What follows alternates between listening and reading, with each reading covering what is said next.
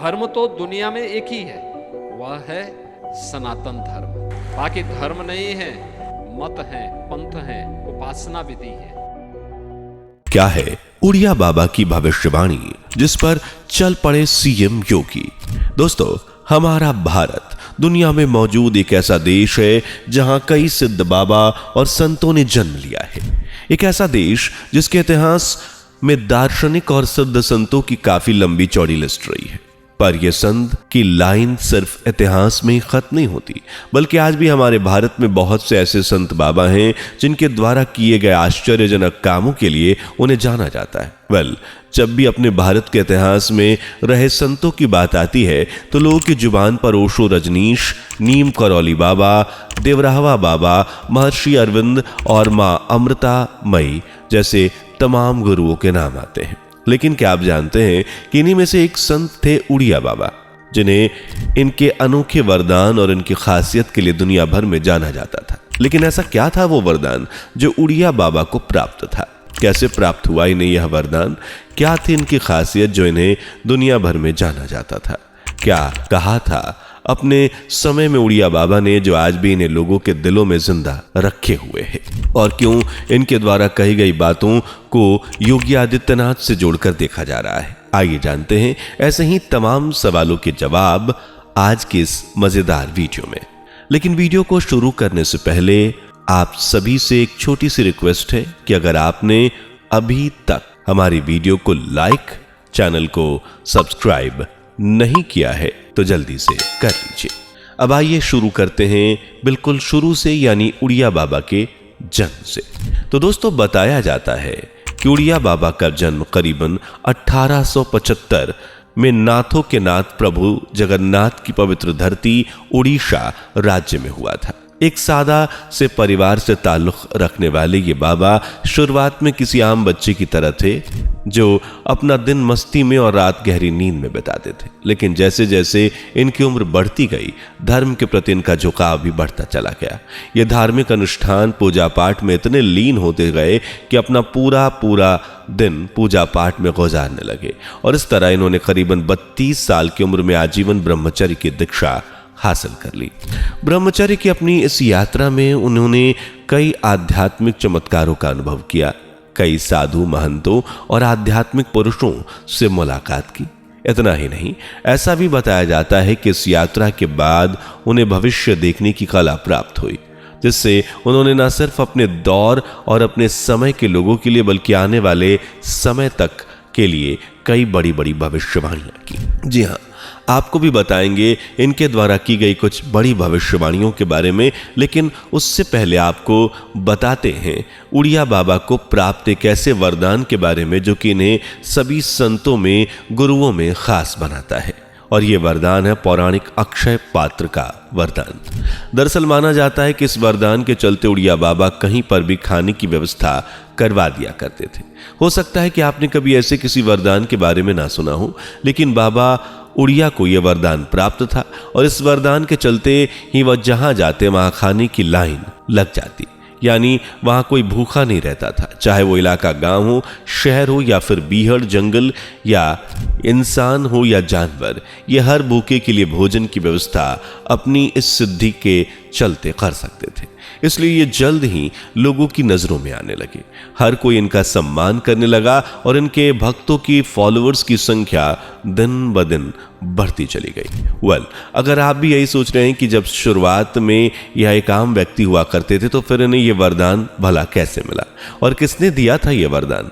आइए इस सवाल का जवाब भी हम जान ही लेते हैं। दरअसल दोस्तों, इस सवाल का जवाब छुपा है कहानी में। कहानी कुछ इस प्रकार है कि एक बार जगन्नाथ की धरातल यानी उड़ीसा में भयंकर अकाल पड़ा। खाने को दूर दूर तक कुछ नहीं था।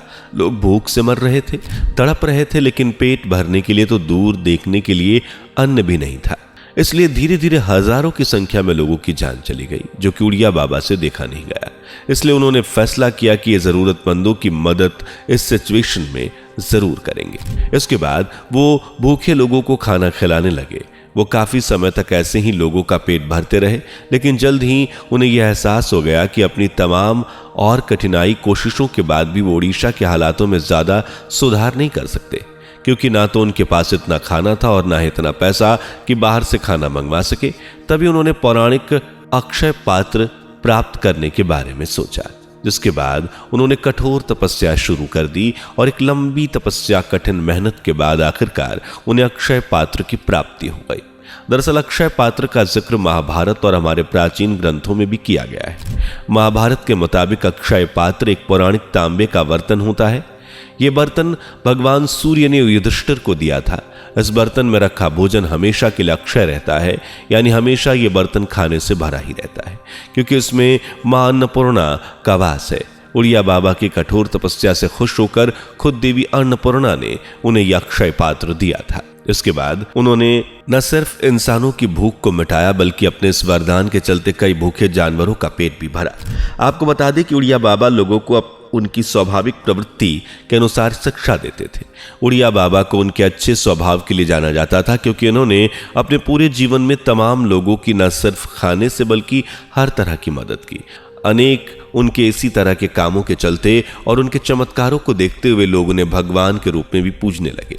बहुत सी ऐसी आश्चर्यजनक बातें हैं जो उड़िया बाबा के बारे में कहीं जाती हैं, और इनसे जुड़ी हुई बहुत सी ऐसी भी बातें हैं जिन पर कई इंसानों को तो यकीन तक नहीं होता कि आखिर एक मनुष्य के अंदर इस प्रकार के और इतने सारे गुण भला कैसे हो सकते हैं। पर वहीं तमाम लोग ऐसे भी थे जो उड़िया बाबा की हर शक्ति से अच्छे से वाकिफ थे, जो बाबा की हर कला पर विश्वास रखते थे, यहाँ तक कि उनके भविष्य देखने वाली कला पर भी वो आंख बंद करके यकीन करते थे।